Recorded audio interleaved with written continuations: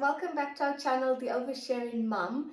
We want to thank you again, as always, for being with us on this journey. We hope that you do get some value and it's something that's helping you along on your journey. Today we're going to be talking about the favourable environment again, but specifically about abundance and nature. And we will also touch on the fight or flight. I was actually talking to one of my friends and I put a post up on my Instagram about this documentary I was watching that spoke about fight or flight. And she was like, really? That affects fertility? Like, I never knew that. And then she watched the video where Sasha was talking about fight or flight. So it's just a little touch on that.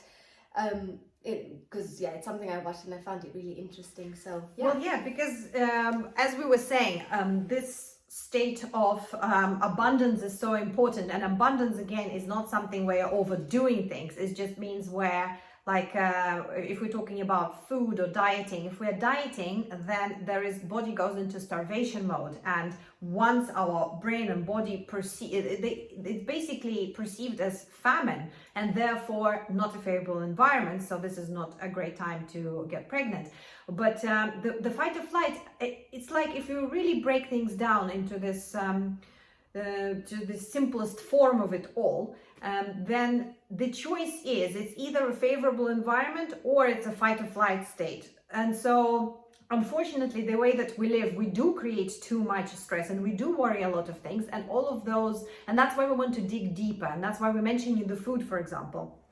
From a food point of view, if we are dieting, and dieting seems to be constantly happening, like every person I meet seems to either be dieting right now, or has tried dieting, or uses dieting almost monthly, on a monthly basis somehow, because of this obsession with weight that we haven't, whatever the market is selling us. But that's not the point. We're really trying to change the conversation, because if we're talking about fertility, then it's really important to have this idea of abundance. And the reason we wanted to mention nature specifically is because nature does it best. All we need to do is just look to nature for examples. And if we look at, like, for example, mating seasons, animals, even in the harshest environments, the time that they would choose to mate is the time of when the food is plentiful and the safety is not exactly, no safety is ever guaranteed, but there is a higher chance. Like, for example, even if there is more foliage, then some animals can hide better, from the predators. So it is a safer environment.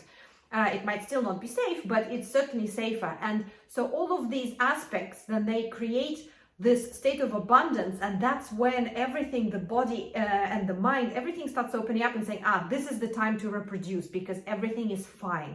As long as there is something that is perceived as not fine, and we mentioned about stress, we mentioned about worrying. Actually, an interesting phrase I've kind of made my, not mantra exactly, but I was just telling to Romana that I really like, and I'd like to share with you, that, when we worry, it's like praying for things we don't want.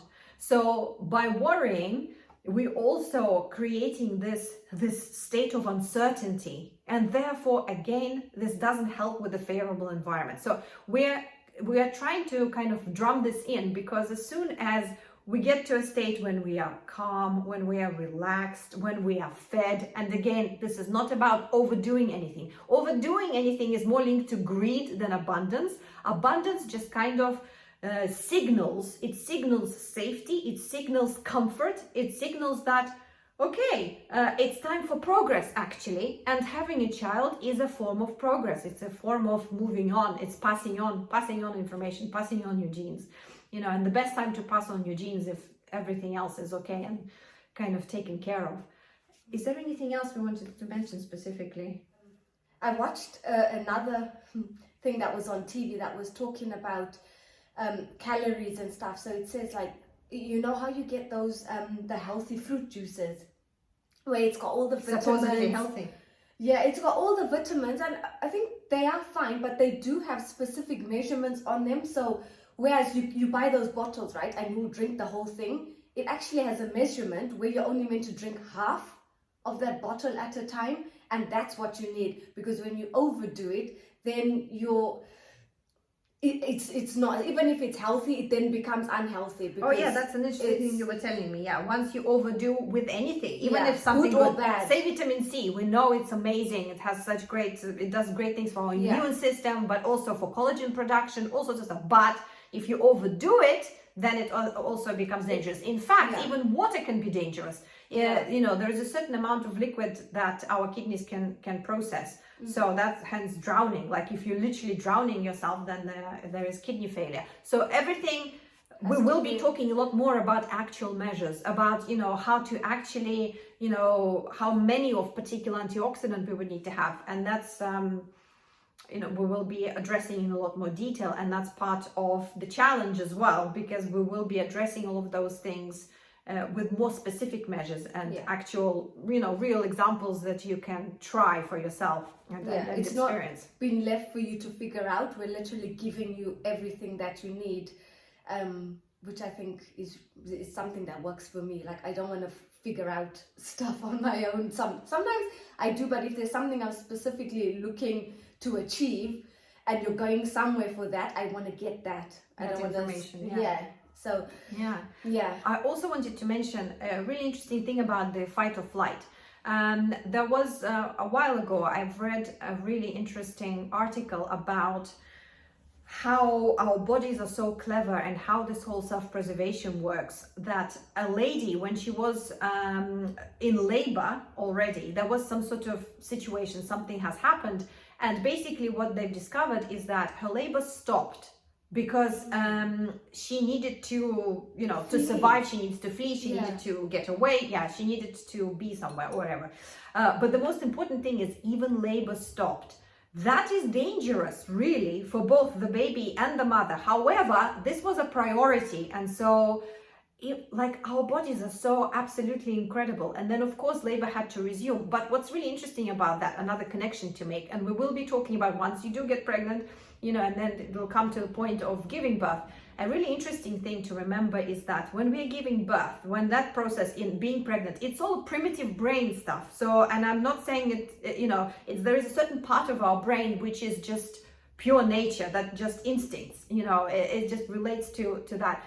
What's interesting is that if we go into hospitals, if we engage in conversations, we are actually activating a different part of the brain that stops that process. So actually labor now is taking longer than it would have before, when a woman would simply go into this absolutely instinctual state when nobody would bother her, nobody would talk to her, nobody would be examining. And yes, sometimes examining your body is important, but that's why it's important to prep, to speak to your midwife, who is going to be your midwife, or whoever is coming to support you, so that they could speak. That's why doulas do that. You know, if you hire a doula, you would discuss in detail what you want. So the doula takes away that part, the thinking part. The thinking part, yeah, exactly, the thinking part, so that you can stay in that instinctual state, and it's like an animalistic state, isn't it? Animalistic state, exactly. But it just helps with all the processing, because you keep on building all those chemicals, the endorphins, to help you deal with oxytocin, is it? And oxytocin, yeah, absolutely. Is that what helps? Yeah, it helps dealing with the pain, and it's the pleasure hormone, really. So you're constantly producing the pleasure hormone. Another actually interesting analysis they did, they asked a woman, so they were also measuring the strength of the contractions. So as a woman came in the first, say, couple of hours, you know, she was breathing through and everything, and they asked her, and she was like, what the pain was like on the scale of 1 to 10. And so she was saying 7, 8, then it went to 9. But as she continued, it was a natural process, so nobody bothered her. It was a natural kind of birth. But obviously somebody did ask her, so they did distract her. But what was really interesting, after like 5-6 hours, she is deep into labor. When they measured the contractions were so much stronger, so much more than like if it was just the first time she would experience it, she would have been saying that it's off the scale. But when they asked her, she actually said, I think it's on a 3 or a 4. So this is the amazing thing, that science tells us that it's something incredibly strong and powerful what's happening, but she perceived it as a 3 or 4 because she was given the chance to have this level of this pleasure hormone build up in her body enough to to help her deal with it. And it's not even dealing. That's the thing. We keep on thinking of this pain and something we need to deal with. It's such a natural process. So even getting pregnant and then being pregnant and then giving birth, if we just understand the process a bit more, and but really it's supporting yourself and you know, being in that natural state, then everything becomes kind of easier and more natural in that state. So yeah, I really wanted to share that. I found that really interesting. That is very interesting. But the reason we're still talking about this abundance and this favorable state is because we need to try to start seeing, we need to start observing. A lot of the time we don't realize, sometimes stress becomes a normal part of our life, diet becomes a normal part of our life. We don't think as anything of it, when actually it is something so simple that we could correct and change and actually open ourselves up to pregnancy. That could happen like that, you know. So it's just these little tweaks. So first we need to start observing. Once we start observing, then we can see, okay, which are the areas that need attention. You know, is it more the mental state side of things? Is it more the physical side of things? Is it maybe all of it in some way? And it probably is, but it's not to overwhelm. It's a beautiful journey. It's a great journey. You know, not just because you're going to have a lovely baby and get pregnant, but also you're going to get healthy, you're going to get stronger, and you need to prepare yourself for when the baby comes. You know, to be in that mental state, to be, you know, physically strong as well, because you're going to have to run after that little one. Yeah. So yeah, it's an interesting journey. So we really want you to. And every journey is different. Every journey is different, and that's why we want your stories, and that's why our journeys were different. That's why we kind of partnered up, because we always found it quite interesting how our stories are always, and our experiences are so radically different, and yet there is always a common ground somehow. So thank you for joining us. It was a lot of fun. As you can see, we get really passionate because you know, it's something we really enjoy learning more about and researching, and actually having the experience of some of those things or all of those things. And again, just to mention that we are going to run a challenge to help women to get pregnant.